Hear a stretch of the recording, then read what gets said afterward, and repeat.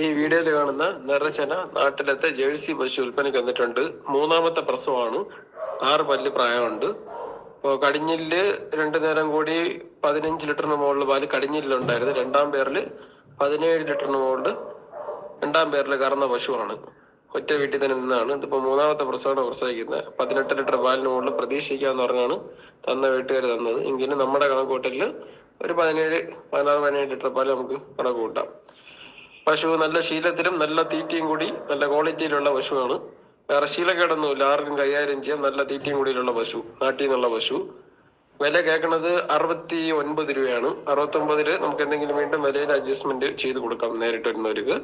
അപ്പോൾ ആവശ്യക്കാരുണ്ടെങ്കിൽ കോൺടാക്ട് ചെയ്യുക. ഒരു 5 ദിവസത്തിനകം പശു പ്രസവിക്കും. മാക്സിമം ഒരു 5 ദിവസം 6 ദിവസത്തിനകത്ത് തന്നെ പശു പ്രസവിക്കും. നല്ല തീറ്റയും കൂടിയിട്ട് നല്ല സ്വഭാവത്തിലുള്ള പശു.